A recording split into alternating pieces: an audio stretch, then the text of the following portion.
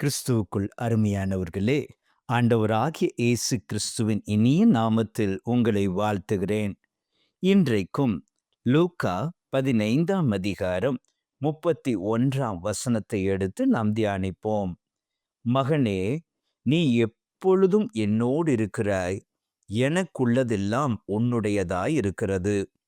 இந்த வார்த்தைகளை கர்த்தர் தாமே நேரடியாய் என்னோடு பேசுவதாக உணர்ந்து பரவசம் அடைந்திருக்கின்றேன்.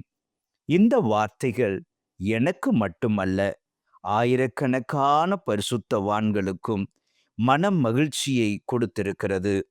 இந்த வார்த்தைகள் உங்களையும் உற்சாகப்படுத்தி கர்த்தரோடு நெருங்கி ஜீவிக்க ஏவி எழுப்புவதாக இருக்கும்.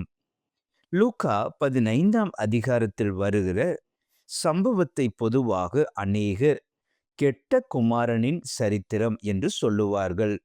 உண்மையில் இதற்கு ஒரு பெயர் வைக்க வேண்டும் என்றால், அன்பும் பாசமும் உள்ள தகப்பனின் சரித்திரம் என்று சொல்லலாம். ஒரு தகப்பனுக்கு 2 பிள்ளைகள் இருந்தார்கள். அவர்களுக்கு தாயோ சகோதரிமார்களோ இருந்ததாக வேதம் சொல்லவில்லை.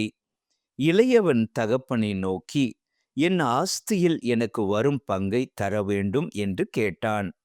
பொதுவாக தகப்பன் உயிரோடு இருக்கும்போது ஒரு மகன், நான் உம்மை விட்டு போகிறேன், என் பங்கை எனக்கு தாரும் என்று கேட்பது தகப்பனின் முதுகிலே குத்துவதற்கு சமானம். ஆயினும் அன்புள்ள தகப்பனோ வேறு வழியின்றி தன்னை விட்டு பிரிந்து செல்லுகிற மகனை வேதனையுடன் பார்த்து பாகப் பிரிவினை செய்திருக்க கூடும். தகப்பன் கஷ்டப்பட்டு சம்பாதித்த பணத்தை கொண்டு இளைய மகன் ஒரு தொழிலையோ வியாபாரத்தையோ ஆரம்பிக்கவில்லை. தூர தேசத்திற்கு புறப்பட்டு போய் அங்கே துன்மார்க்கமாய் ஜீவனம் பண்ணி தன் ஆஸ்தியை அழித்து போட்டான் என்று லூக்கா 15:13 வாசிக்கிறோம். அது மட்டுமல்ல, வேசிகளிடத்தில் தகப்பனுடைய ஆஸ்தியை அழித்து போட்டான் என்றும் லூக்கா 15:30 வாசிக்கிறோம். எல்லாவற்றையும் அவன் செலவழித்த பின்பு அந்த தேசத்திலே கொடிய பஞ்சம் உண்டாயிற்று.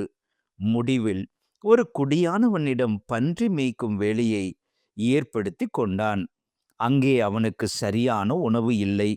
பன்றிகளுக்கு கிடைக்கும் தவிடு கூட அவனுக்கு கிடைக்கவில்லை. அப்பொழுது அவனுக்கு அன்புள்ள தகப்பனுடைய ஞாபகம் வந்தது.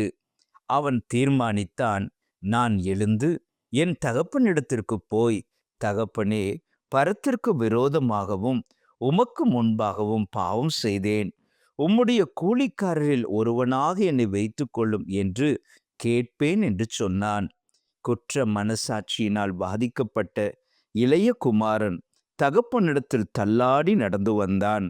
ஆனால் அன்புள்ள தகப்பனோ அவன் கழுத்தை கட்டி கொண்டு அவனை முத்தம் செய்தான். தன் ஊழியக்காரரை நோக்கி, நீங்கள் உயர்ந்த வஸ்திரத்தை கொண்டு வந்து இவனுக்கு உடுத்தி இவன் கைக்கு மோதிரத்தையும் கால்களுக்கு பாதரட்சைகளையும் போடுங்கள். கொழுத்த கன்றை கொண்டு வந்து அடியுங்கள், நாம் புசித்து சந்தோஷமாயிருப்போம் என்றான். ஆம் தேவ பிள்ளைகளே, எந்த நிலைமையிலும் நாம் பின்வாங்கி போயிருந்தாலும் அன்புள்ள தகப்பனாகிய இயேசு கிறிஸ்துவின் இடத்தில், நம் ஆண்டவராகிய கர்த்தரிடத்தில் உங்கள் மேல் அவர் எவ்வளவு அன்பு செலுத்தி அரவணைக்க ஆவலாயிருக்கிறார். ஆகவே எல்லா பின்மாற்றத்தையும் விட்டு உடனே நீங்கள் அனைத்து பாவ காரியங்களையும் விட்டு விலகி பரமபிதாவண்டையிலே வந்து விடுங்கள். ஏனென்றால் அவர் நம்மோடு இருக்கிறார். கர்த்தர் தாமே உங்களை ஆசீர்வதிப்பாராக. God bless you.